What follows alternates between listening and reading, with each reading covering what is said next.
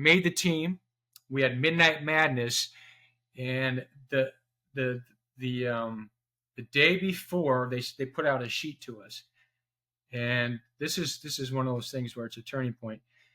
And it said all these accolades you had as a high school player,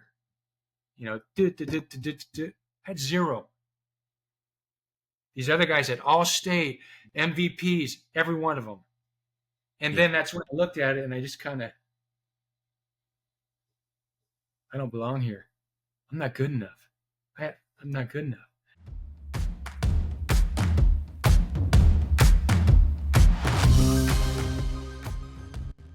Sometimes one moment is all it takes to knock you flat, to make you question everything. For Greg Stern, that moment wasn't filled with clarity. It came with exhaustion and the quiet collapse of a dream.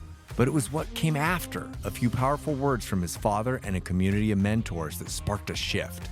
Greg's love for basketball runs deep. It shaped his early identity, opened doors, and eventually challenged him in ways he never expected. Today, I sit down with my childhood friend and talk about how failure, mentorship, and hard-won perspective can quietly shape a life of purpose. Whether he's mentoring with Rise Above or advocating for the mental health through the John W. Brick Foundation, Greg's using his story to power real change.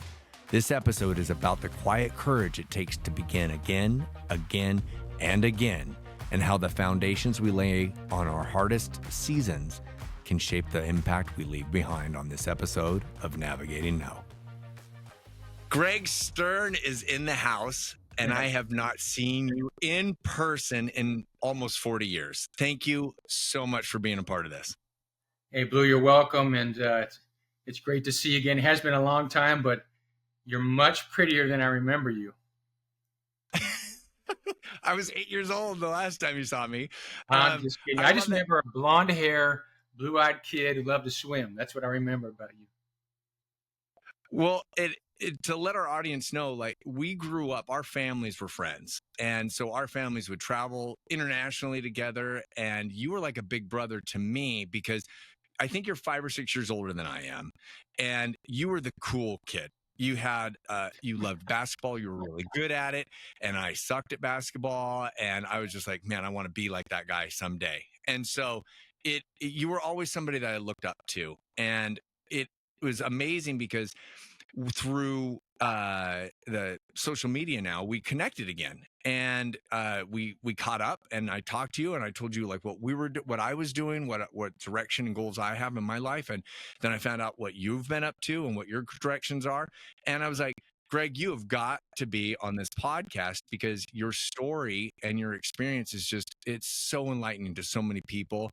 And you're such a great part of this community in Spokane, number one, but then you've moved out of Spokane and become your own person.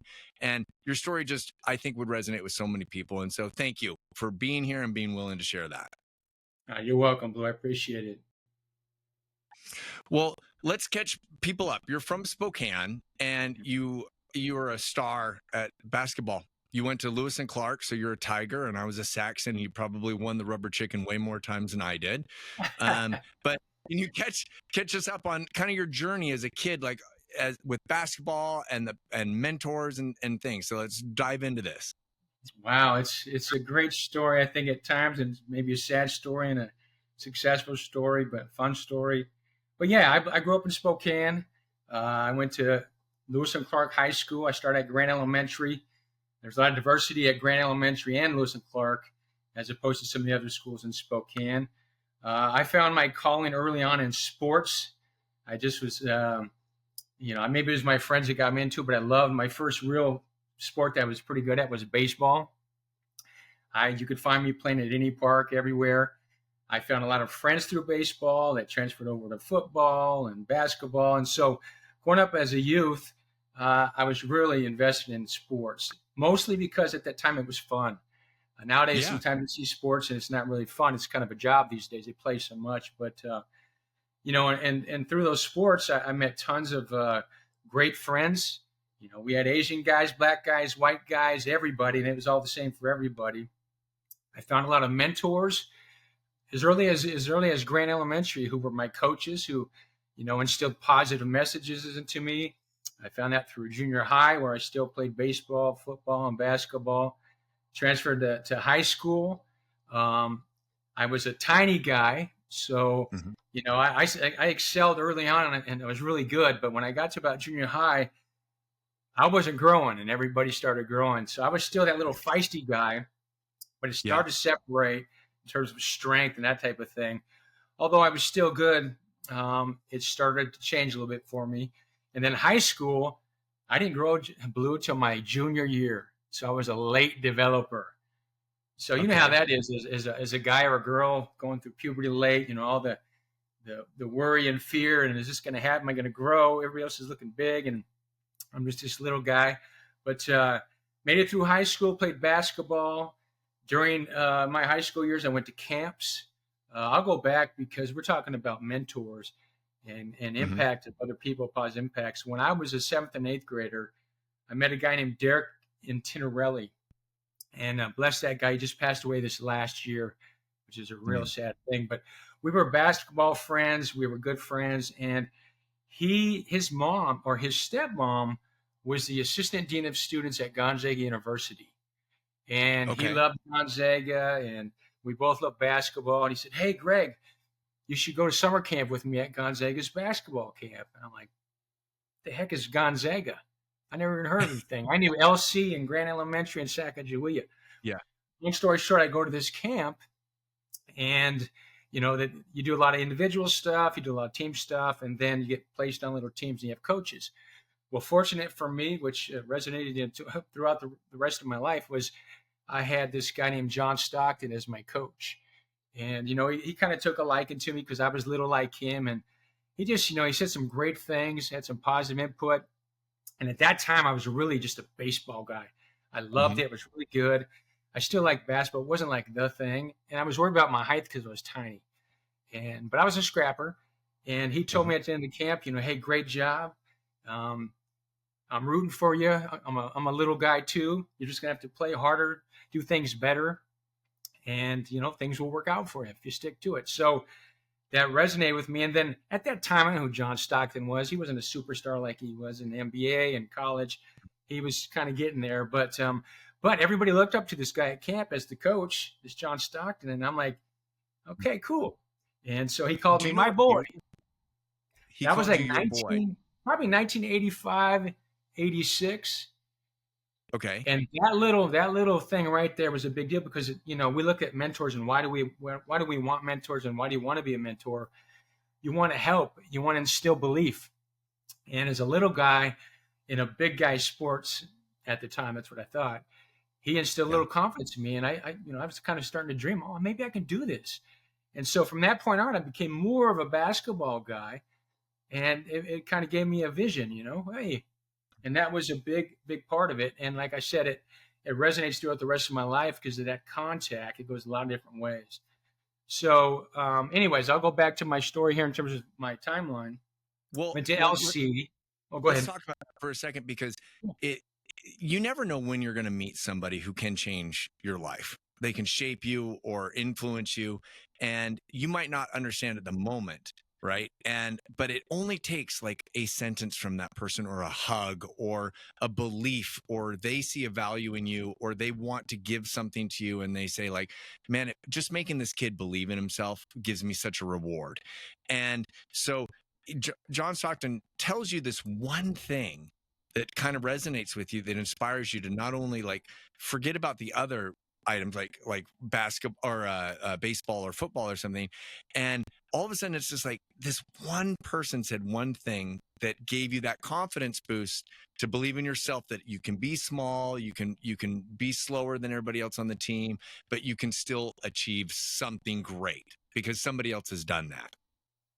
For sure. And, when somebody instills their time and someone that you look up to and respect, and you start to believe in yourself a little bit, it gives you a confidence. And when you have confidence and you have belief, you can push that barrier and cross barriers, right? Because if Yes. you don't, you live in fear, and then you won't take those chances and you won't try because maybe you're scared, you live in fear. So anytime there's somebody that believes in you and inspires you, I mean, it can make a world of difference, and that's in any facet, and it might happen throughout your life in all kinds of different forms. But yes, that was a big one for me in terms of sports. Um, Mhm. and I tell that story all the time when I'm speaking with my podcast back in the day, and because Mhm. it's inspirational and it's somebody who was really successful. So yeah, I think everybody should have a mentor for every walk of their life. Well, and you also mentioned like sports are different now. And you and I are both parents, and it's like our kids, if we want our kid to be good at basketball, they have to devote their entire life to only basketball and join an elite team or some kind of like traveling team. And it's like, but when you and I were growing up, it was like you played basketball, and then you did baseball, and then you went and did football. And then the summer was we get to go out to Lake Coeur d'Alene and go play. But then all of a sudden baseball starts again. And I also had a camp. It was called TBI Baseball Camp in Ephrata. And I felt so lucky because at that time, that was the elite thing. Is like you go and spend a week. And I met so many coaches who told me like, you are slow, Blue, but then let's play left field and or it's like let's find a position that's comfortable for you. Sure. But I could see what it was like. And that was so great for me within sports, that was because I was able to travel and see that and be introduced to so many different coaches at one time. And I Yeah. don't know how they do that anymore. But I feel blessed that I was able and offered that at that time. And so it might be different now, but that's so important for our youth to realize like just to be in a group of people where you can have those coaches in front of you that do see a light in you and they're like, this kid has potential. And it might not be basketball. It might be like, this guy's a great leader. This guy is a great For team sure. member. He helped that kid up. He shared his Cheetos with him or something like that. And the adults look at that because I do as a coach myself. I always looked at that. I was like, that kid is great, and always compliment that child. And it sounds like Stockton did that for you. He definitely did. I just want to speak on the sports thing real quick. We talk about youth sports. You know, sports is one of those areas you can learn so much, right? You got a leader, you got to work with teams, you got to meet different people that may not be like you. You win together, you lose together. You have to put a lot of effort in. You got to practice. You got to have discipline. You got to have work ethic. You have all these things, but um, to look up to somebody, whether they're vocal or just leading by example, as a young person, you're imprinting something on that kid's brain and the heart sometimes. And so it's amazing because if you look at my whole path in my life, Mm-hmm. sports and leadership and those experiences kind of have aligned to everything. In terms of the state of sports, Blue, as you said, I'm still involved a lot. Mm-hmm. I'm extremely disappointed as a society in terms of what we do with youth in education and in sports. And sports, number one, is supposed to be fun when you start out, right? If you go down a competitive path and you go that way, that's great. But a lot of these sports kids can't even join. They start off saying you got to practice, practice, practice, and you got to spend all your time. It's like it becomes non-fun. I don't know Mm-hmm. if you know this, but across the board in every sport, at least this was a couple years ago, the average age of kids who quit is a freshman in high school. And why is that? One, they're not accepting the sport because they're not good enough because they didn't get the development they needed when they're little, which they don't give you. Mm-hmm. Burnout, Or can't injury, afford. can't afford it's a big one. Yeah. So we've ruined it because here's what it's about. It's about the parents. We've made it selfish. You go to Instagram and all these things. This is some guy doing all these crazy moves, and then it looks like his world. And you get him on the court, he can't do jack. And we support, we pump them up like they don't talk about the rest of their lives, right? This whole person. So, anyways, it's become a moneymaker. When we grew up, there wasn't private trainers. Private trainers get paid. These club teams get paid. Their goal is a business. It's a business. And unfortunately, that's what it is. But what has taken out a lot of it is those relationships you build, the development of kids, not only on the physical side, but the mental side. And it doesn't have access. A lot of these kids have mental issues, all kinds of stuff, because they don't get the physical, exercise in their life. Because now we got technology. They're not playing anything. And here's the other part, and then I'll be quiet on this one, is in grade school, you just said earlier, there's no sports. It's either club sports. So when I was at Green Elementary, just like you mentioned when you were a kid, I played softball, I did track, I played football, I played basketball, and I got all these experiences, and I get to choose the ones I want to do. Now, that's not afforded to you. So in grade school, you're not getting any of that. You either have to pay, right? Go to a club team or whatever. Sometimes you get the YMCA and the select, but it's jacked up, Blue, and it's not good. And the direction it's going, I mean, all the way through college and sports with the money, it's scary. And obviously, maybe I'm an old guy, but it frustrates me because Here's why it frustrates me, because I'm looking back now at that little guy, Gregory, and he's sitting there. I see his worries and his fears, and I see how he met a coach and it changed his life. And I got my wife from it. I got my experiences in college and all these great things in my life, all these people I met. And I'm going, well, there's little Johnny, and he's got nothing, and no one's impacted him. His parents are busy, and he's not getting it. And he's isolated on his phone, and he's, not getting that stuff. And so I look at myself and I go, what are they getting? And there's some great things too, but the reality is, I go, they may not have those experiences where they got a great coach or they meet somebody or a good friend, It's Yeah, changed a lot. it has changed a lot. And I love that you hit on that, because I mean, and you have older kids than I do, but at the same time, it's like you've experienced this and you're going through that transition now. And my kids are just barely getting into it and traveling, and we're having to, my wife and I have to split in order for both of the kids to be able to do something, and we divide and conquer, and it is hard. And we feel blessed that we're able to let them choose something, but then it's almost like once you choose, then that has to be your path. But Heidi, my wife and I are like, Hayden, if you don't like track, don't do it. Go here and let's try this, because being able to pick and choose, I think, helps us, right? And I had sports for me in school. It was all martial arts. And so I had a dojo that I was able to go to. But then that dojo also offered Aikido and judo and karate and kendo. And it was like, I could do all of them. And so once again, I have a different class with a different instructor, or the same instructor, but different people every time. And it was just like, I was bombarded with mentors and people that were better than me. And it was just like, I What an grew environment. so much. It was a perfect environment. And that is what I think what you hit on, is that the kids aren't being given that opportunity to have an environment like that, where they can grow and where they can learn nonverbal cues, and they can learn leadership and teamwork and failing and That's, being hit by certain things. And so I'm scared too. I am. yeah. Wow. That's impressive. You had the best environment possible. That where you're getting multiple leaders and different, experiences.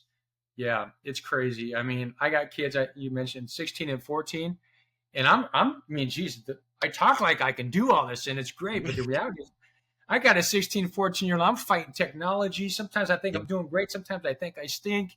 And Yeah. how much time here? And it's just crazy. But the cell phone, I mean, myself, I'm on it all the time. Look at my stuff. It Yeah. scares the hell out of me, because these kids are inundated with so much information. Their attention span's so short. And if you look in the future, I mean, how's that going to change? I know humans adapt. We all adapt, but my gosh, it's scary. I don't know. The unknown's coming, baby. I'm scared. Well, and I love that you say, like, you and I both have this background where we have this experience where, and as coaches, right, and people who have been high achievers within athletic wise, and it's easy for us to say, you guys need to put your phone down, and how awesome it is to be able to play your sport, and how lucky you are. But they're different than we are. And so we can only help them and help guide them and hope that they make these right choices.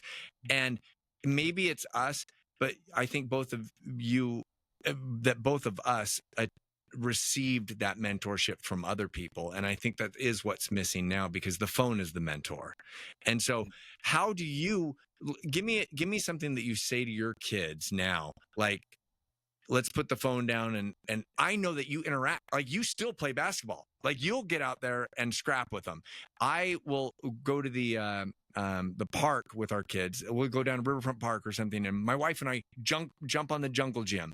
We actually do all those things, because it's like, I don't want to be the parent on the phone on the bench watching my kid play on the thing. It's like, I want to play too.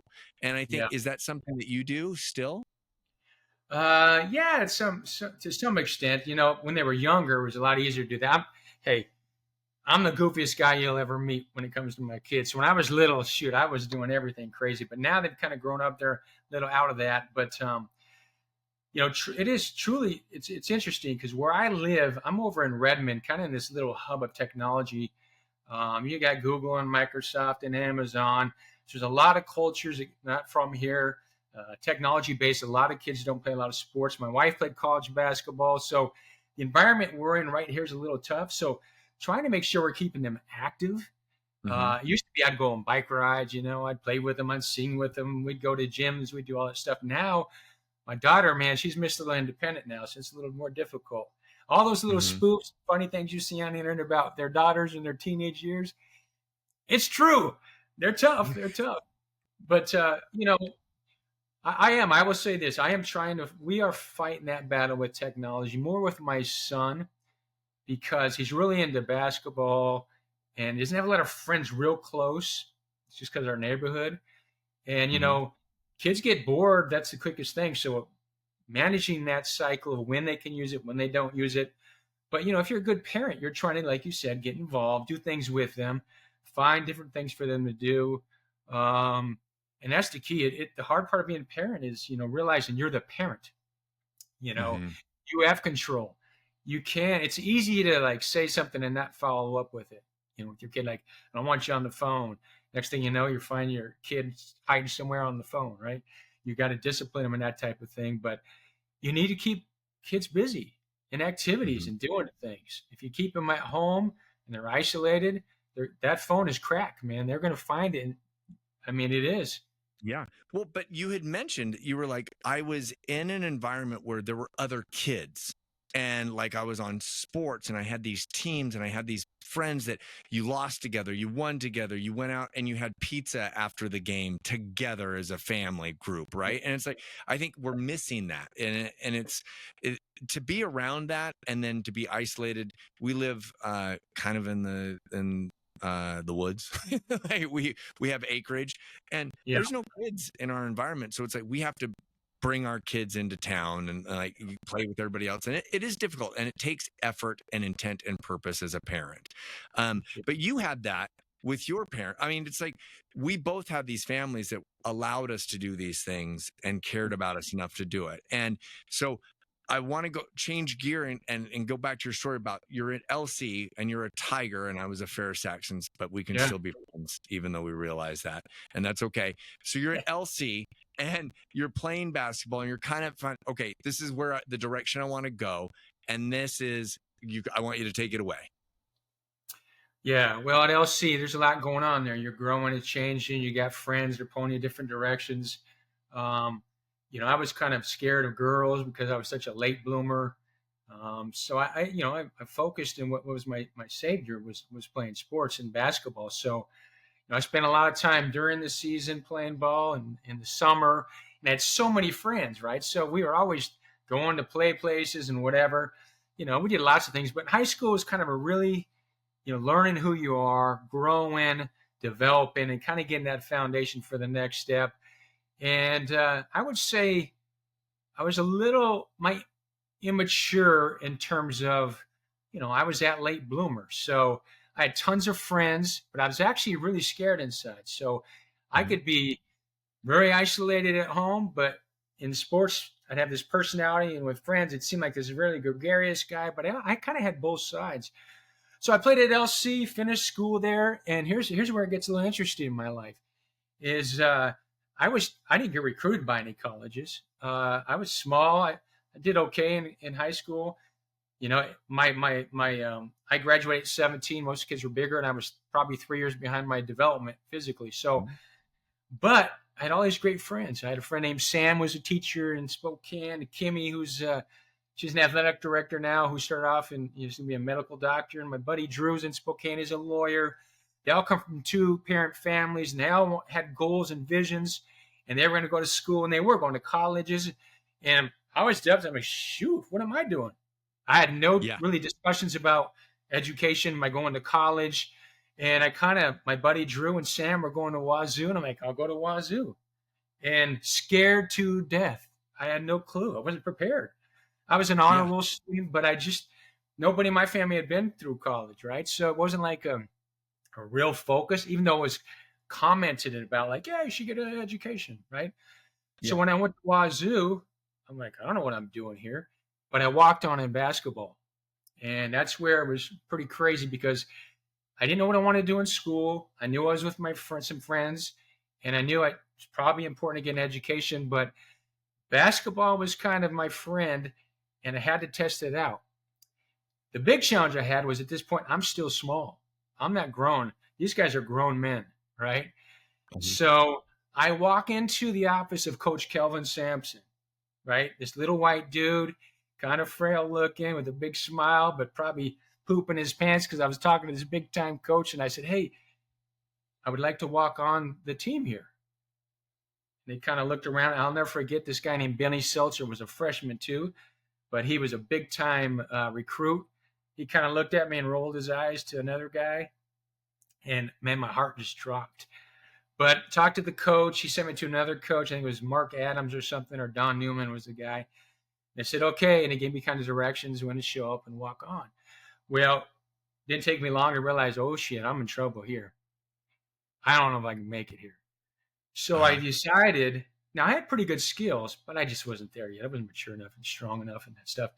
So I said, the only way I'm going to make this team is I just out freaking work everybody.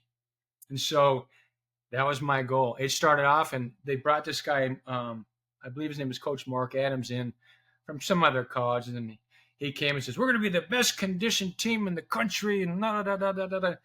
And this whole time, I'm scared to death sitting with these guys. So we started this conditioning program, and it was freaking hard.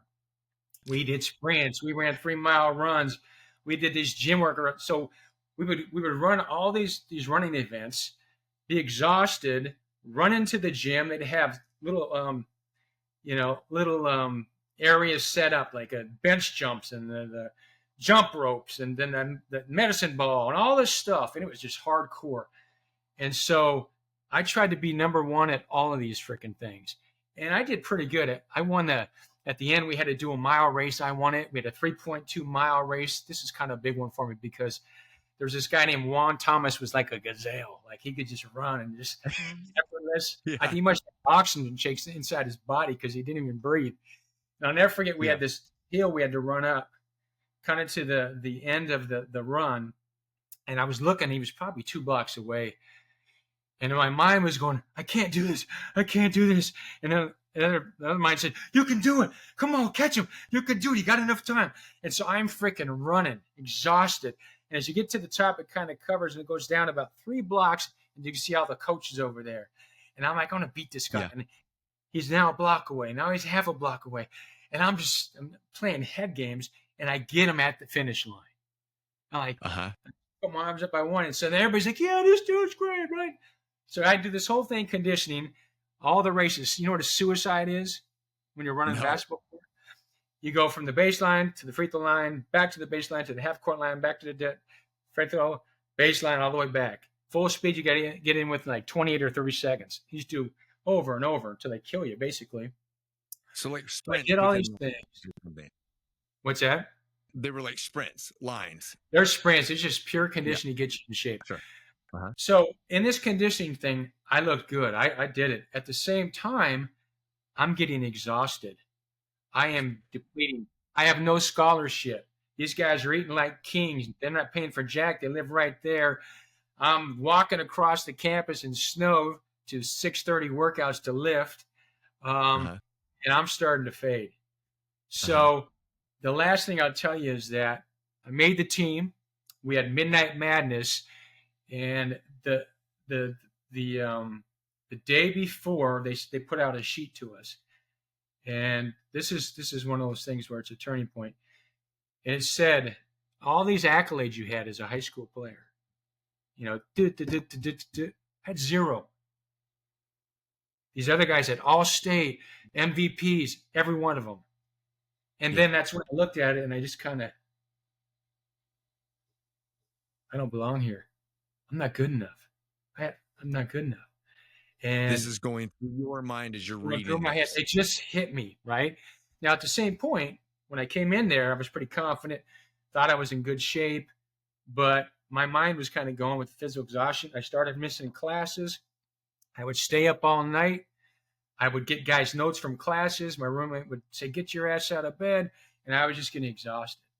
Well, so we had the Midnight Madness. And then like 3 days later, coach came up to me and says, hey, we need to talk to you, Greg. So he took me outside. And at this point, I was already ready to quit. Because I You had made the team, though. You had made the team. I made the team. But when I went into this blue, I was probably 5'10", Uh-huh. 160 if lucky. Uh-huh. When I finished, we had this conversation, and the guy said to me, "Hey, Greg, so proud of you. You should be real proud of yourself. You came to a Division I program. You made the team. You got so much potential. This should be experience anyway." So he gave me a hug and all that stuff, and I agreed. It's time to go. And but that was a failure. So I weighed going into it. I weighed like 158, 160. I left there at 5'10", about 145. I had expended every piece of energy. Again, I didn't have the meal plan, all that stuff was Yeah. going, and I wasn't mature enough physically or mentally at that time to do what it took to really play. So it crushed me. It crushed Oh me. my gosh. Well, so he has this conversation with you. He tells you like we're going to have to release you, Yeah, and physically you're just already beaten. I mean, that's a mental hit, number one. But then number two, it's just like you're in this fog. It's almost like having a baby, right? And it's like you're up all day, and you're just like it's because you're exhausted. All of you're depleted physically. So depleted. how did that feel? Like, okay, so he tells you this, and then what? You got to leave school. Like, what did that look like? Yeah. So I finished out the semester. My grades sucked. I barely survived. I fell into a depression. Um, I was physically exhausted, medically, physically exhausted. Went back home, my dad's, I literally would sleep, eat, and when everybody was asleep, I'd watch TV, and I was just exhausted. I became Mhm. so depressed, negative thinking, worry. What am I going to do? All my friends are doing great. I failed. The only thing I loved, I really had a passion for, I blew it, and so um, You're it was a good spiraling down. 6 months. I was in a Uh-huh. funk. I went from, I finally started getting my weight back. I got up to about 180, Mhm. which was huge for me because I've never been that way. To this day, I haven't been 180. And So so I remember my it went friends. the opposite direction, right? Like it swung the opposite direction. I just hadn't moved, hadn't done anything. So I was living Uh-huh. in a cycle, of negative thinking, just beating myself up. Slowly transferred all that positivity to this just woe was me, fear, depression. And Yeah. holy crap, that was a life lesson. And you know, I had a lot of support around me though. My dad, my uncle, I had friends call. But when you're just depleted energy, you're just like you're almost like you're a dead man walking. So yeah, Yeah. and that's kind of what happened with that. Yeah, crazy So situation. 6 months later, what snapped you out of that? What gave you a little bit of boost of energy to take your next step? Well, you know what? My uncle Bob, I call him Bobo, and blessings to Bobo, who's dealing with Parkinson's right now. But he was my goofy, funny, crazy uncle. But he was an auto guy. He worked around cars, did a lot of stuff, construction guy, and he knew these guys at Camp Chevrolet in Spokane. And I actually knew the owners. I didn't know they owned. I Uh-huh. didn't realize it at the time, but I knew them because their son and basketball. But I ended up getting this job as a car washer at the place. And so I'm working in the body shop. And when I started there, I was still in a funk, right? Sure. As I started getting momentum, started clearing my brain out, you Getting out know, of the house. getting out of the house, being active, talking to people, breathing the fresh air, those Greg, the other Greg started coming back. And of Mhm. course, so by the end of this thing, I'm washing cars and I'm flexing my arms as I'm washing them to get strong. I'm doing push-ups in between. I'm sneaking cars off the lot, flying down to Gonzaga, playing noon ball, lifting Uh-huh. weights, flying back, sneaking the car off, washing them, right? Crazy little. So now I'm in the swing of things again. Now I'm Yeah. back with basketball. Now I'm lifting. I got my personality back, and now I'm like, well, what am I gonna do next? And I want to play ball, right? So now I'm getting stronger. I've grown. I'm starting to do really well. Like I play all the time. In the summers, I start doing camps, John Stockton School of Basketball. and I'm playing with great players. I'm getting responsibility. A guy named Coach Kerry Pickett was, talk about a mentor. He was a great mentor for me, from not only just basketball, but he gave me responsibility, and responsibility helps you grow. Now, I was in the environment of basketball, but I was managing people, and I had things to do and all kinds of things in order to make this camp work. And so he would talk to me. He could be a hard ass kind of guy. He had high expectations, but he's giving you the nice pat on the butt on the back end when you performed, right? So I do these camps. I meet all these coaches from the country. I'm very respected in the camp as campers and the staff. And then we play at night at 9 p.m., which is all the NBA guys, the college guys. And I'm back. And I want to play ball. Well, I still wanted to get back to D1, but I had to start, maybe junior college. So I started researching schools around that. Hey, what's the best close junior college I could go to? I didn't want to go to Spokane Community College. What's that? But you're still in Spokane. I'm still in Spokane. These camps are done at Gonzaga. It's John Stockton's camp and Coach Pickett. And I'm talking to coaches, and I do my research, and there's a school in Vancouver, Washington, called Clark Community College. And the previous year, they were number 1 in the country. And I'm like, that's where I'm going. So I reached out to the coaches. I went down and interviewed. I played, had a great performance at this Pro-Am League. They're like, yeah, we want you here. And so now I'm pumped up again. I'm back, on my path of education, and I'm on my path of playing hoops again. And now I'm a little more mature, a little more stronger. And I'm like, I'm ready. I got through the struggle at Wazoo. I internalized it. I spit it out. I thought I did, I got these lessons, and I'm a little more tougher. I can face it.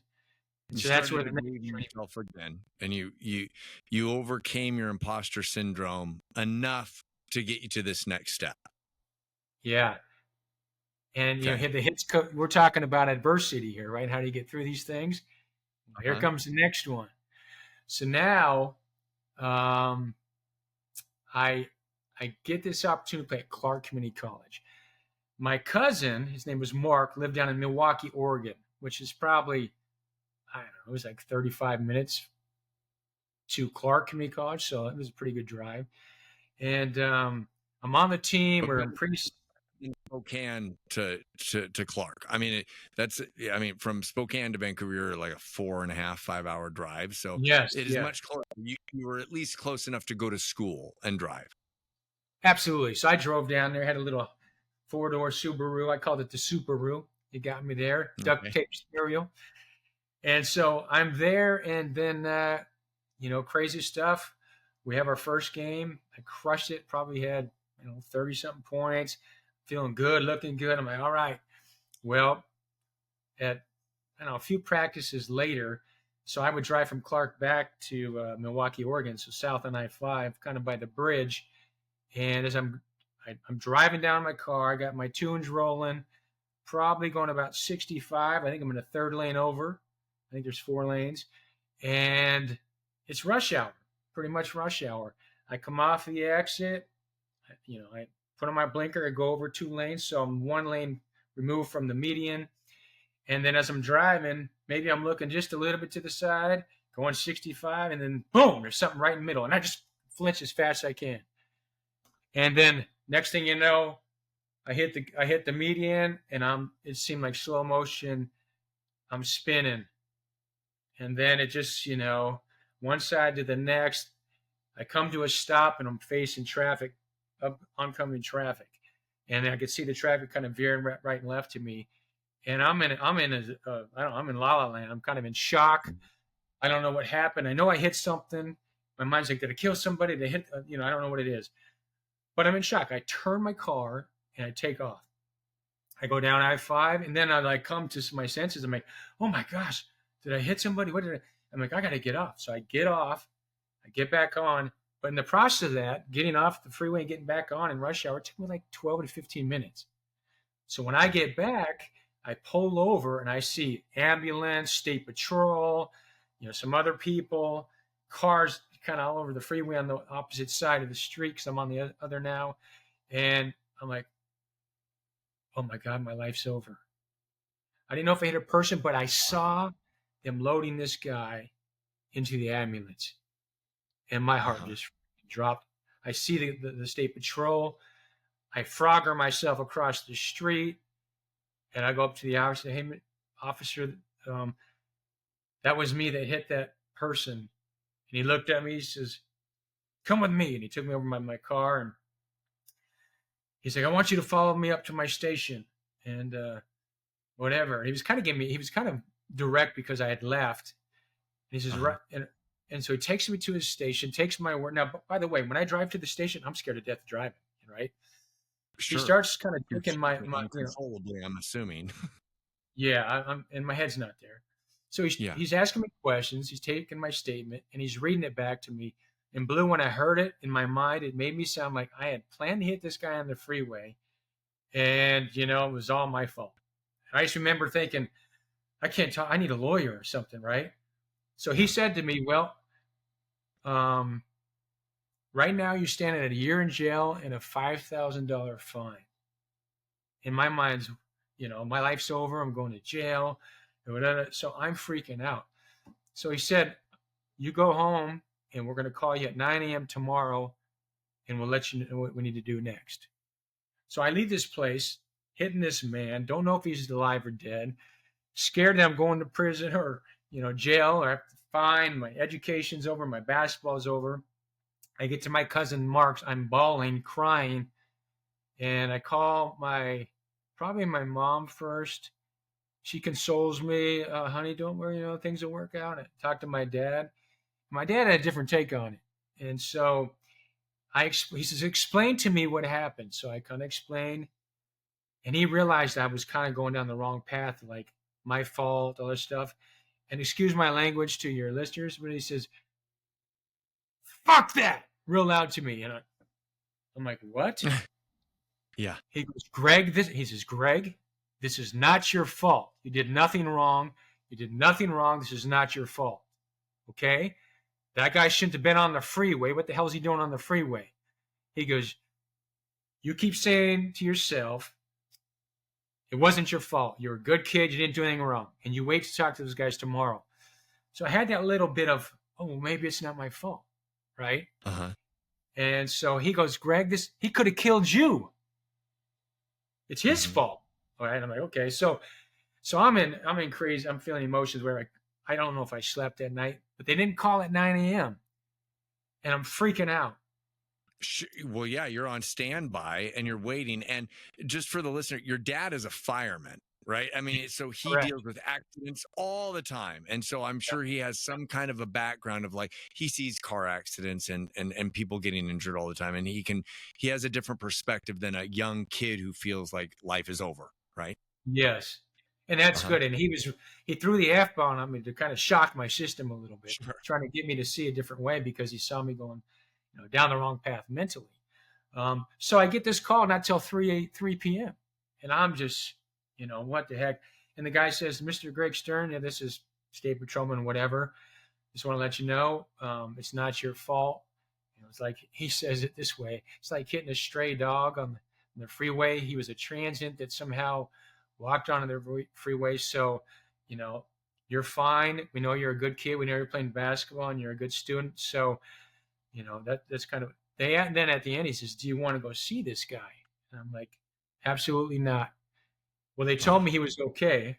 So, and which is great. And that it might even be positive in one way because he was actually in an area where they're taking care of him. Plus he's getting fed and the guy hadn't been getting fed apparently. And his body was a little whatever, but I knew because I'm an emotional guy and I'm a connector with my brain with emotions and music and all this stuff.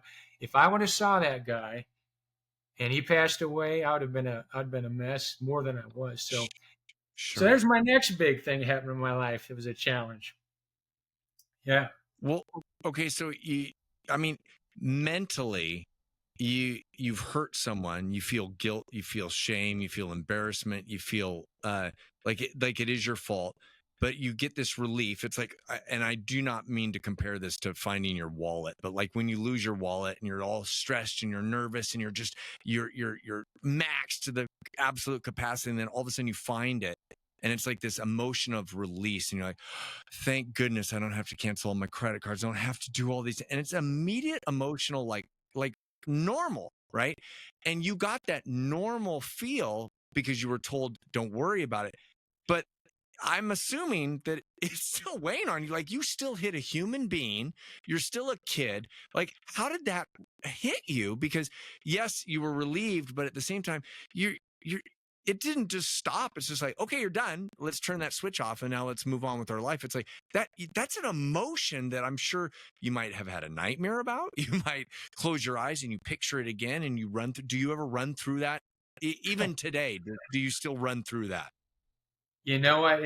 I've told this story to so many people, and it's kind of crazy. But yes and no. It doesn't even seem like it happened. It's like, is that real? But Yeah. but let me talk a little further on that, because my life. I know you don't know me, Blue, has been two extremes: extreme fun, loving, success, business, relationships, basketball. The other side is the extreme opposite. Depression. Mhm. I fallen into depressions, 4 or 5 major times, and for whatever reason, I got this great brain that does great things, but there's also this little piece of me. I got that virus that something can trigger it, and maybe Mhm. from divorce early on, maybe stuff going on. Who knows? But there's a lesson and a teacher in every experience, and this was another one that threw me into to a tailspin. I'll never forget. It hit my system. My body just freaked out. So I breathed. Yeah, I didn't kill a guy, whatever. But then I was in a state of mess. I was a mess. My nerves were going Mhm. crazy. My mind got back there. I quit the team. I quit the school. I just Mhm. had this great game, right? Crushed it. Gonna have a good season, all this stuff. I stayed there for about 3 more weeks, and I'm in a mess. I can't play ball. Now I feel like, oh, I'm letting down the team. I'm letting down the Mhm. coach. I'm just so I went to the coach, and he was shocked that I was going to say this. I said, Coach, I can't do it. I didn't want to lose eligibility, and I knew that this was. I'm living with it 24 hours a day. I'm in this thing got triggered, and here I go again. So now I quit this thing. Um, Again, there's two quitting in a way for kind of two Mhm. extreme reasons. I got to drive back home 6 hours, and it's freaking a winter storm. I got my Subaru is not so super at the time. I got a 4 door. There's cracked windshield. It's got front quarter panel, back corners. Because I didn't hit the guy dead center. I was quick enough not to. So I Mhm. survived. He survived. We probably would have died. But he kind of rolled down both sides. Now I got this car. The freeways are full of ice and snow, and I'm already in stress overload. And I'm white knuckled going 25 down the freaking freeway for 6 hours, right? Mhm. I get back home, and here we go again, right? So got through the cycle again, through that depression, and it all started over again. So each time is kind of another layer. I'm learning lessons, but I'm still, but you get kicked down, you jump up again, and eventually you keep on moving. So what got you out of your second funk? Like what was the answer that helped you get through that? It was processing it again. Some part of it has to process, Sure. input. Acceptance. I think Blue at this time, I think at some point in my mind I was suicidal, and I just been kind of just, my friends now are still, they're doing well, everybody's doing great, and I was this good guy, and I'm failing, and all that. And I remember after about, I don't know, 2 or 3 months, my dad was always working outside and doing stuff, and I think I was looking for a little bit of pity. Uh, Uh-huh. I want someone to feel sorry for me, I guess. Woe is me stuff, and I'll never forget. And my dad is kind of hands off, so I came home and he fed me and stuff, but he kind of watched me just do his thing. And at some point, it starts driving you crazy, and just things change. But I remember going outside. He was working on a shrub or something, and he noticed me, but he just kind of kept on working. And I was telling him I was having these thoughts. This is Oh, no, this is a good one. okay. It's just crazy. But he says to me, he says, "What do you say?" I was kind of like I said, I wanted him to whatever, and I was telling him kind of how I was feeling. Okay. And my dad, the shock monster, right? You're not going to hug me and squeeze me on this. He's going to hit me between the eyes. And so he looks at me and he says, Greg, you're a good looking kid. You're a good athlete. You got great friends. You got everything you need. You can do anything you want, but you got to do it. And he says, he, he says, if you do what you're talking about, I'll piss on your grave. I said, what? Not what I was looking for. He said, I'll piss on your grave. And it's crazy. That shocked me. And it turned me around. Because all I could picture was, because my dad loved me so much, is that my own dad is going to piss on my grave. Yeah. He's telling me you ain't worth it. If that's what, if you have all this stuff and you're not going to use it, then what's the point, right? You're not worth it. I'm not going to, So I took it at first a negative, then it turned me around. I'm like, you know what? I'm getting up. I'm going to do something. I started kind of working out. I would sneak out. I still wouldn't talk to people. I'd go and I'd run on the side, get back in shape. I'd sneak off to a gym where nobody was at. I started lifting again. Got back into it. Got a job. I was landscaping, working hard. I would work, go play all day. I'd go play at night in the Pro-Am. Got back into it, do the camps in the summer, and here we go again. Back on the path. Giddy up, baby, giddy up. So, kind of crazy, huh? But it sounds to me like your dad absolutely told you what you needed to hear at the moment, and he needed to shock you. And I think that whether that was a mentor with John Stockton telling you needed to hear something, a shock truth, which is you are valuable and you can be me. You can reach what I've achieved. You can attain what I've achieved. And it's like these shock moments in your life can get people out of their emotional thing. It's like finding your wallet. It's like being relieved. And it's just like sometimes that's what you need. You need that hit across the face. And it's like, that shocked me enough to change my perspective or my mindset. And it seems like it's always with you. You are always feeling this imposter syndrome, like how you feel about yourself, or do I believe in yourself? But all you need is somebody to remind you, Greg, you have got this. And to be grateful and appreciate what you have, because you have so much more than other people do. And it's like, now what do you do and what do you run with that? Because it's your choice. You can be the pity party, or you can take all the things that you have on your side and then leverage those, and leverage your connections, and leverage your mentors, and leverage your experiences, because now you have a resume that's way longer than it was the night that had no accolades. You didn't do X, Y, and Z. You weren't the MVP of this. Now you have a resume. And so these things happen to you and you run with them, but there are these experiences that have taught you so much to be full of, and I don't mean to be the gritty, like you're throwing the gritty out or something like that, but it made you who you are, and you became this resilient person where you need this shock. And so now you're an adult. Now it's back. It's in your mind. What do you take from all of that lesson, and what do you become? What do you do from that moment on? Well, you know what? Whether it's those adversities or other adversities, I think what it does for me, and maybe what it does for others, is that, like you said, there's lessons to every experience, good and bad. And so, how it benefited me the most is I have a story, right? I'm blessed in the fact that I have these struggles, but I've had these successes. I've been an athlete, I've been in all these environments where I'm also dealing with employees, people that work for me, or kids I'm coaching, or my own kids. And I can usually, a gift I have is I have the ability to get into kids. I can get to them. I can share with them. I can see little Greg in them, and I can empathize, and I can find their weaknesses and their fears. And then I can tell my story, and they can start to open up. And then now we're a level playing ground, regardless of my, what I may look like or what my title may be. And there's a trust built in that, because everybody has weaknesses and everybody has fears. Mine may be extreme over here, but it still relates, right? Because your body is this whole emotional thing. And I'll give you a little example. This way I explain to a lot of people. If you have this straight line and it ends over here and starts over here, right? And this is your emotional spectrum, right? So let's Yeah. just say over here is like it's the best you can, it's the best Blue can be. He's Mhm. done all his life. He's a great husband. He's a good athlete, whatever. And he's in his mojo, and it's just there's nothing that feels better. He's in alignment with who he is, his integrity, all of his values, and that's the best he can be.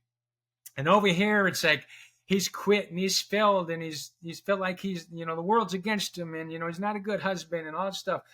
And that's that spectrum. So maybe for you to get over here and to feel that feeling like I'm the best, you won $10 in a game. You're like, yeah, woo! It's the highest you could ever be. For me, it might Yeah. take, well, I got to be the MVP of the NBA, and that's a freaking hard thing. So for me, it's a lot harder to get to that spectrum and that place where I'm in alignment with who I am. Do I feel good about myself? Whatever here.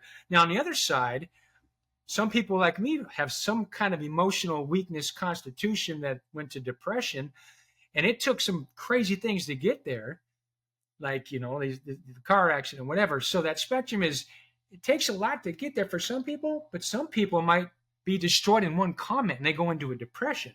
So Mhm. even though it's different what gets people get there, we all have the spectrum. So when I look at a little kid or I look at Blue and I question him and I ask questions and give me experiences and what's your wife like and all this stuff, and I find a lot about you and I can kind of push it this direction, I can kind of feel where you're at.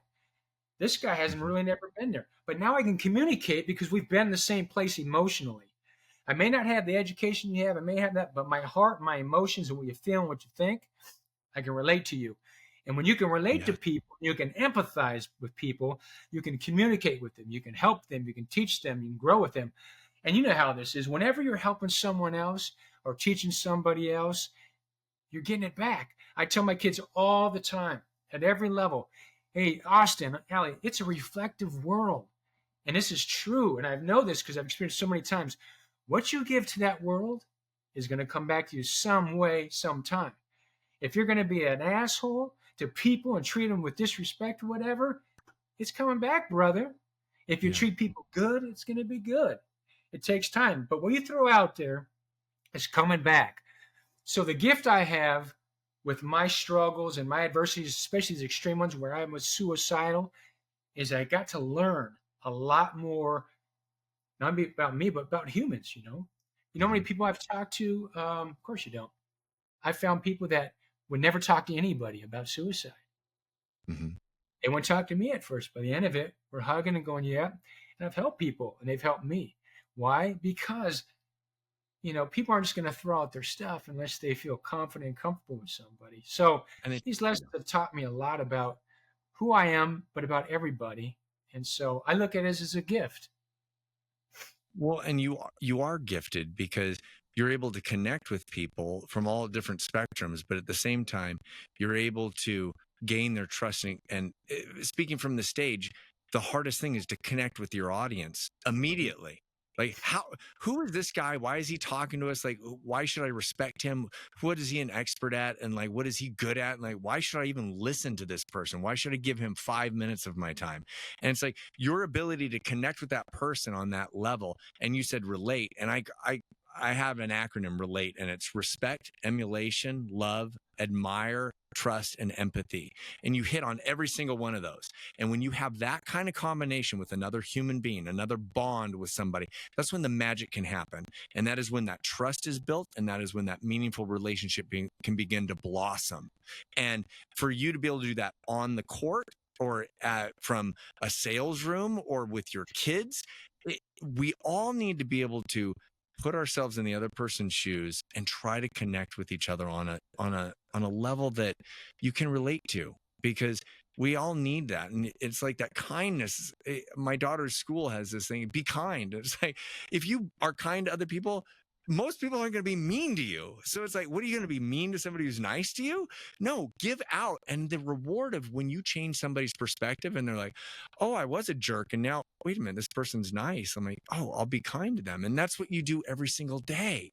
And I is that something that I I know that you started a podcast, and I know that you've been thinking about getting back into it. And can you tell us a little bit about that, what the purpose behind that was, and like what direction you would like that? Because I think you should be a speaker.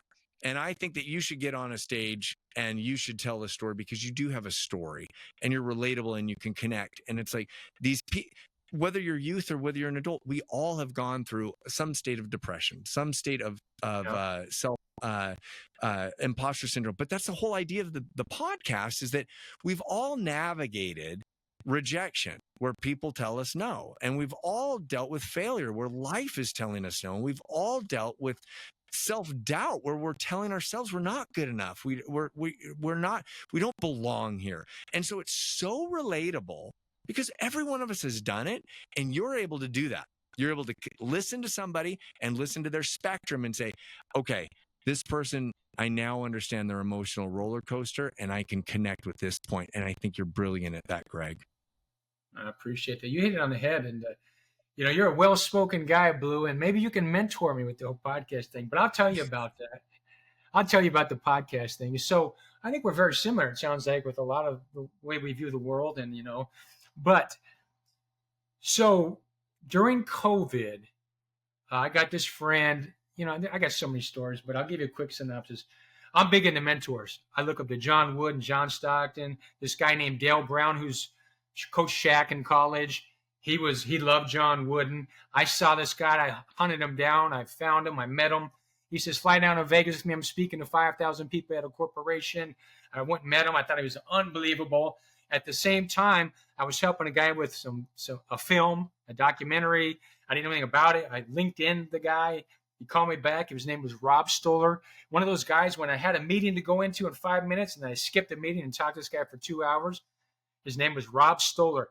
At the same time I met Dale Brown, he flew from Philadelphia. We met for an hour and a half, and then he flew back. Okay? Mm-hmm. And the reason being is just like this. We had this great conversation about how we mentor and coaches and impacts of education and all these great things and how we viewed life. But he's like 20 years older than me. So during COVID, that was 2012-13 when we did all that. We reconnected. And it was just like, oh yeah, he had 2 kids. They were sports and athletes. They're in college. And we always talked about, man, we should try to do something to make an impact. So during COVID, we were kind of like being negative. We're like, you know what? Kids get all this negative information and they're going to the computer screen and they're listening to this crap, which may be true, may not. It's just negative, negative, negative. I see more negative things than positive. And it drives me freaking crazy. So we were just talking. We're like, you know what? We should do something, okay? And so I said, you know what?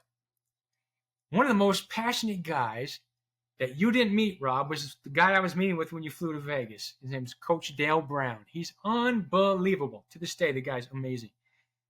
And I said, let me call Coach, see if we'll have a call with him. He said, sure, because I just think he might inspire us a little bit. So I called Coach. Hey, Coach, Greg Stern, how you doing? Hey, Coach, I was wondering if you could help me out. Best question ever. Can you help me out? Can you ask for help? Can you help me out? That's just a side note. Can you help me, gold. Coach?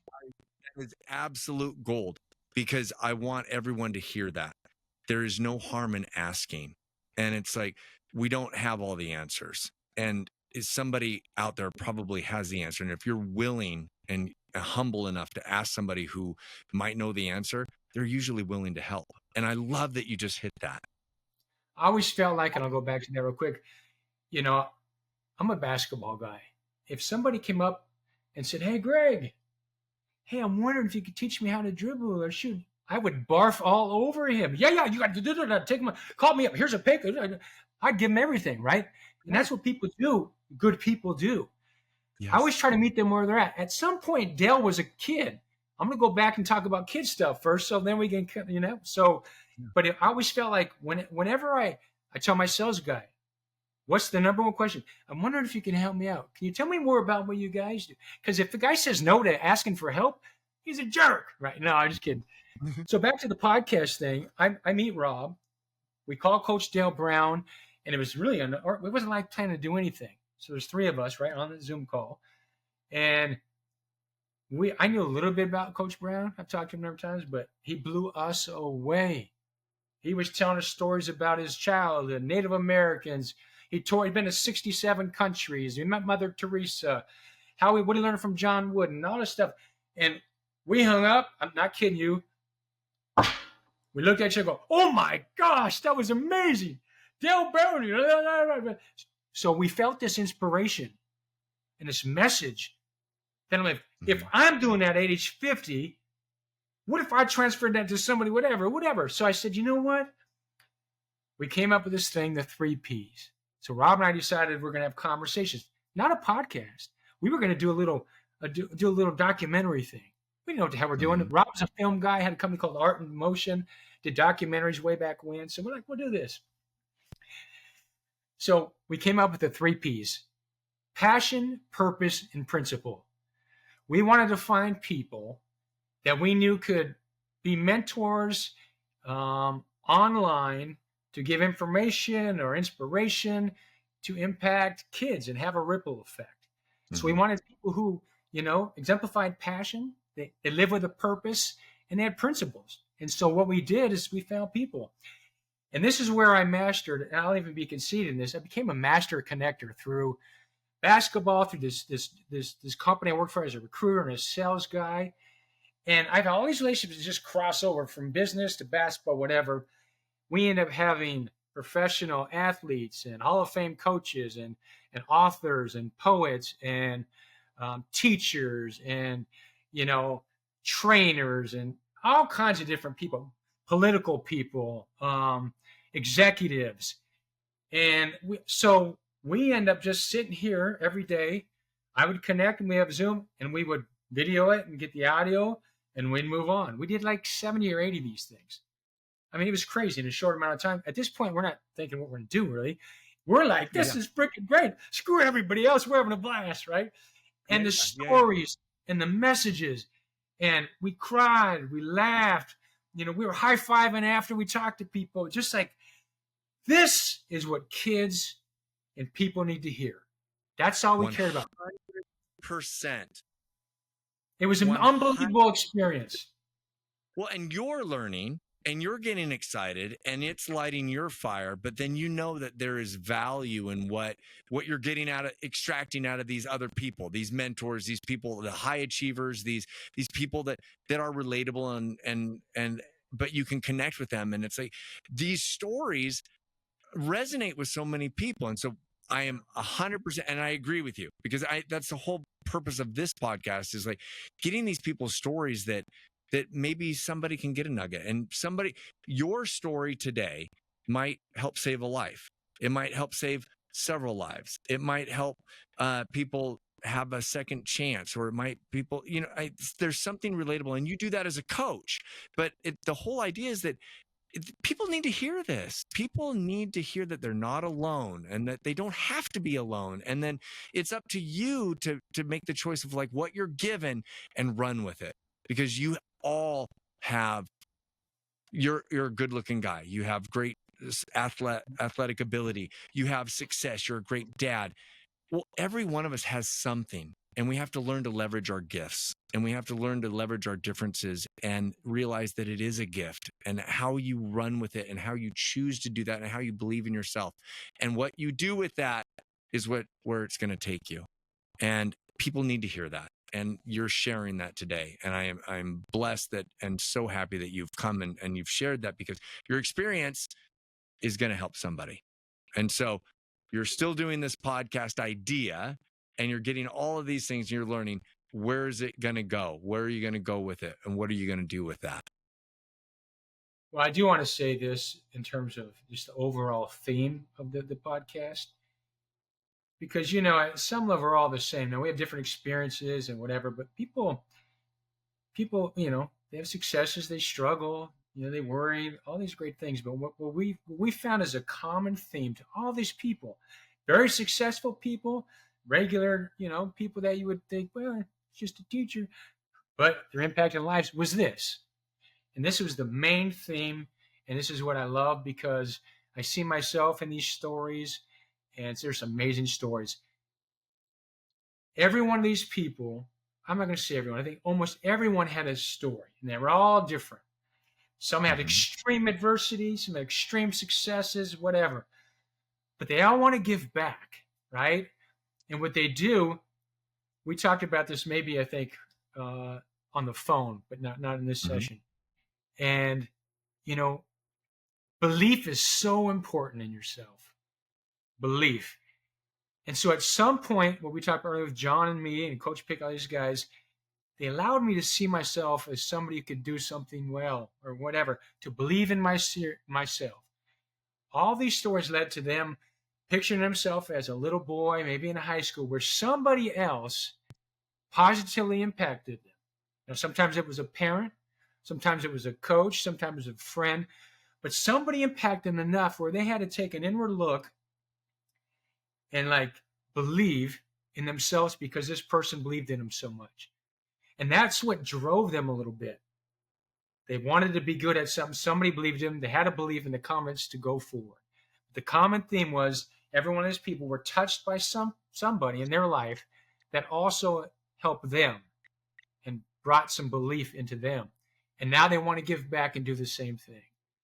And there's a number of foundations that I'll mention here as we leave, when this is over, that's what they do. A lot of people want to give back and they're all over. So I think it's important that people understand that anybody can do it, but everybody needs a little help, a little guidance, a mentor. And that's what these guys were, mentors. And at some point in their life, somebody inspired them, gave them a little belief. Oh, I love that. And I think, do you want to pick the podcast up again? Do you want to make it a bigger podcast? Is that what a goal of yours is? We've discussed it. Here's a difference. I would say this. My wife is very analytical, linear, very structured, very organized, very planned. I'm all over the place, right? I'm in front talking, jumping around, not sure what time my meeting is, that kind of stuff. So when it comes to what we did, ultimately when we did that podcast, we taped all these things and we did it face-to-face, but we didn't release any of the face-to-face stuff, which I think would have been huge because people could see the expression in these people's faces. But we didn't have the capacity after we had 7 of these to edit them all. We didn't really have the system. You're organized, have the technology, all that good stuff. Other than that, I don't have any interest in trying to do all that stuff. So no. But I do love it. Well, I love that you really hit home with that. It's about giving back and it's about sharing your story, because we all have stories and experience and knowledge that you can help other people. Even when you think that you're not worthy and you don't have anything to give, you don't have a resume full of MVP status or I climbed Mount Everest. You have something that can help somebody else. And you will always continue to be helped by other people if you're willing to ask. And I love that you hit that, Greg. And if you could tell your past self one thing, what would that one thing be? Or what would that one thing be that you would want our audience or your kids to hear you say? One thing that I would say to myself.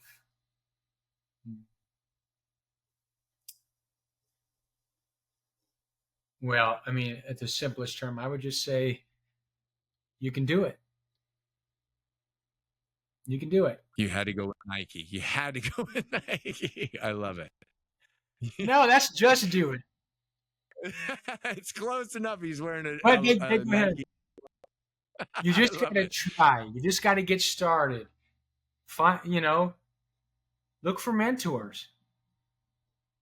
Talk to somebody who's done it before. That's the thing we talk about is there's been people been married before. There's been people been athletes before. There's been people that did everything before. We can try to figure it out on our own, and that's a battle, and some people do. But if you just take the quicker road to get to people who have failed, who have succeeded, and ask them for help and get questions and the good and the bad, you can listen, you can learn, then you can apply it to your life, right?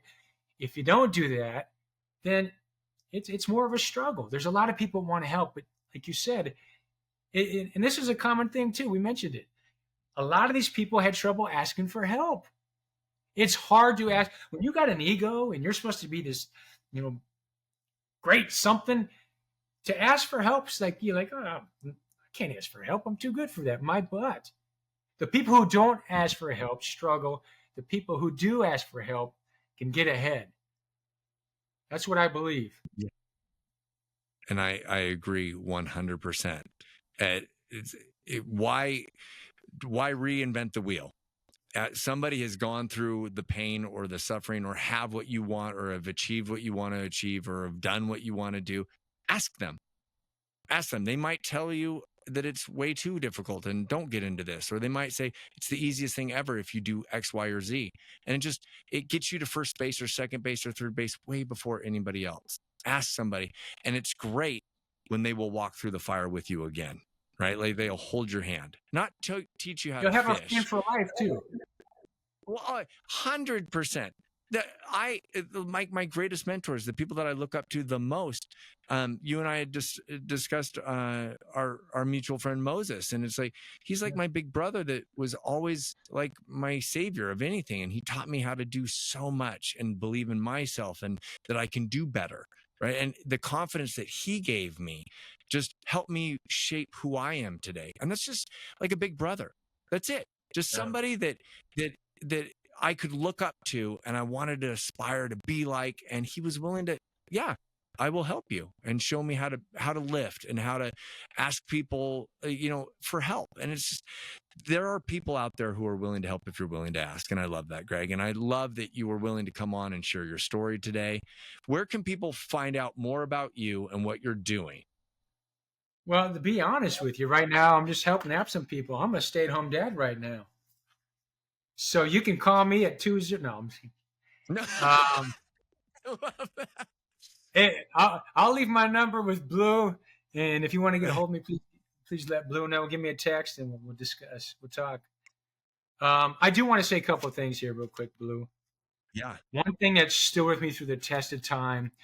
The reason I like a John Stockton, the reason I like a John Wooden, is they're simple, precise, efficient. There's no fat. Okay, you work hard, you do your best, you have a great attitude. There's not a lot of fat to it, right? You tell kids all the time when they play, great attitude, best effort. Everything will fall in line. But John Wooden, I don't know how familiar with John Wooden, probably the best coach of all time. He's probably, when he was here, I would say almost like God walking on earth. He's that kind of guy, and he's got so much. But this is, we talk about success, right? And there's so many definitions and a lot of BS about what success is, because success is just, it's kind of a fluffy thing.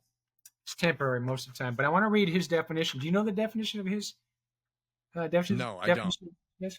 Well, and it's different for everybody, right? Like picking up my kids from school and having dinner with my kids every night is success to me. Right. But to somebody else, it might be having a private jet or owning 7 homes or having these accolades of like, I was the MVP here and I was number 1 here. It's different for everybody, but I'd love to hear his. So his is generally around people and probably basketball. He also has this thing where I would have all your listeners, even if it's old, grab the pyramid of success. It is a recipe to greatness, yourself, kind of has it all, and it's kind of simple. So his definition of success is this. Okay, I'll explain what I get out of this. But peace of mind attained only through self-satisfaction in knowing you made the effort to do the best of which you are capable. That's success.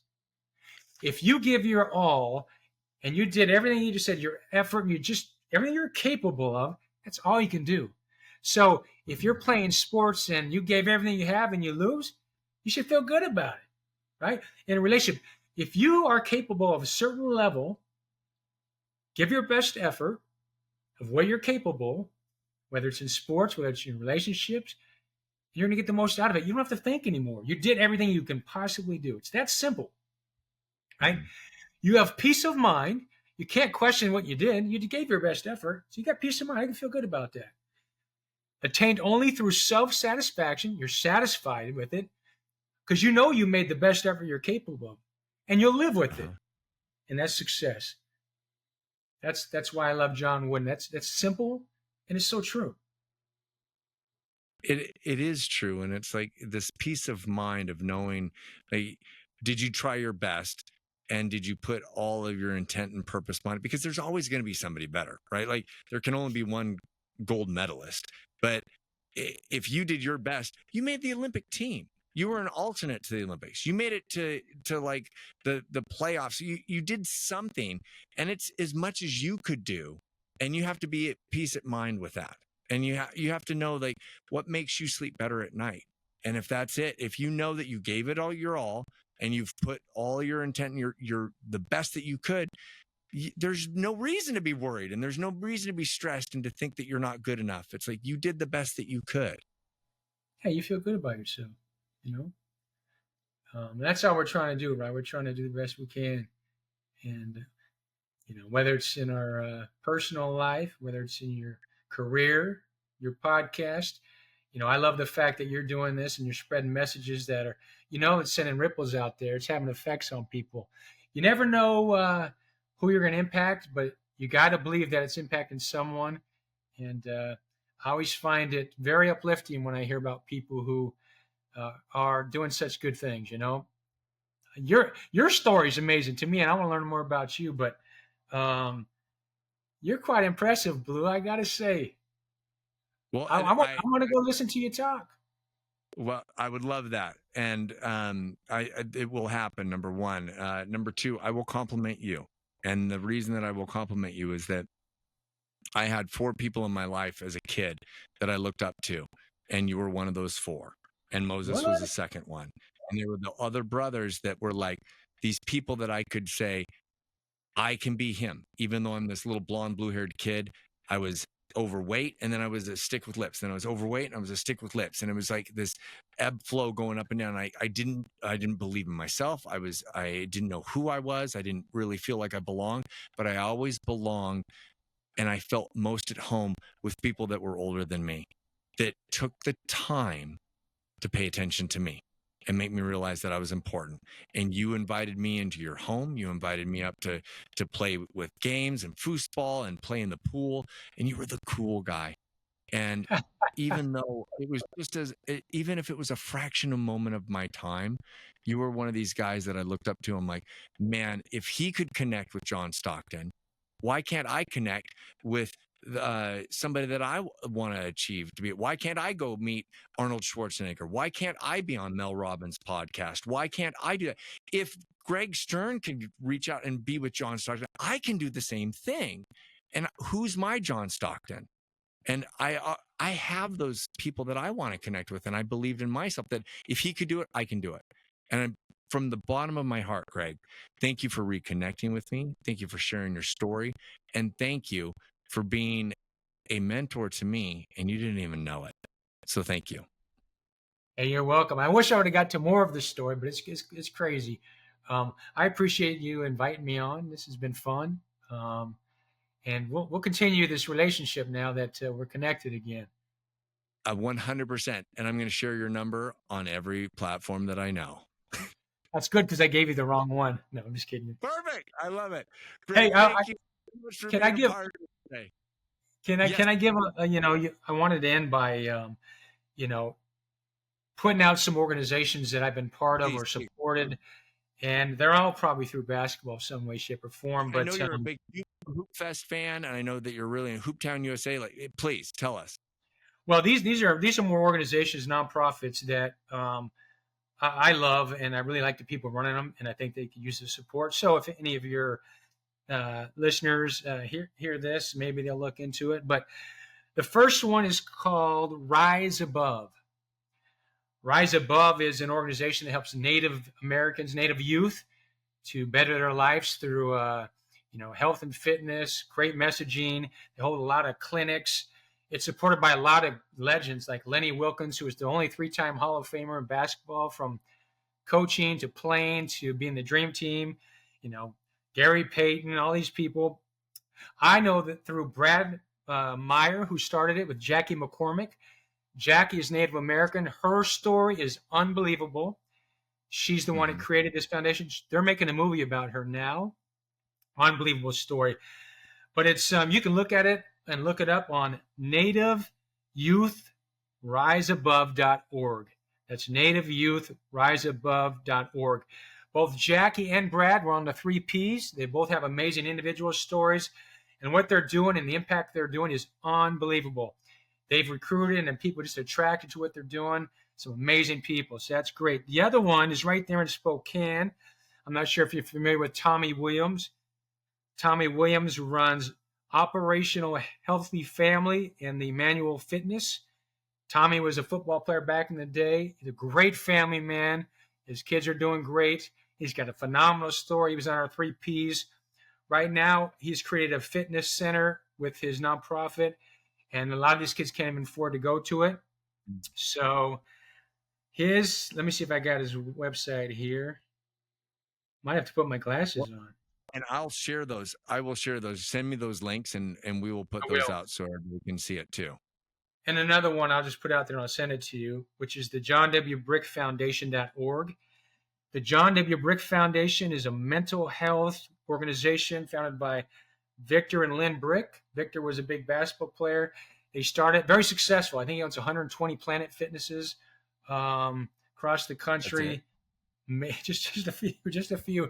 So if you want to get a shape on this planet, you'll find him somewhere.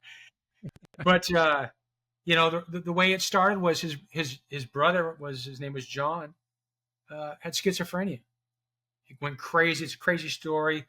With all their success, they created this because they want to help people, and they do an amazing. The best one I've seen out there that support the right way with physical fitness, mental stuff. They don't do the pharmaceuticals. Anyway, it's John W. Brick Foundation. And then I'll send you the Manual Fitness one, Tommy Williams in Spokane. But I just want to plug those 3 things because I think they're amazing. And the people behind them, I respect and trust because they give 100% and they care. So. Oh, I love that. I love that, Greg. And we will add that. I think that you sharing your message is unbelievable. And I think that you are making an impact. And I love that you're making a difference in this world, Greg. And thank you for being a part of my life and making an impact of an 8-year-old boy. Thank you. I appreciate having me on there, Blue. Look forward to catching up with you. I will do it in person. I love you. And thank you so much for being a part of this. Okay.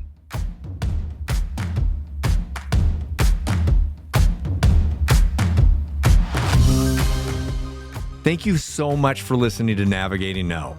If this episode brings you value or you know someone who could benefit from it, the best way to support the show is by sharing and subscribing. It's completely free and helps us reach more people. And if you have any questions, feedback, or guests you'd like me to interview, drop a comment while you're there.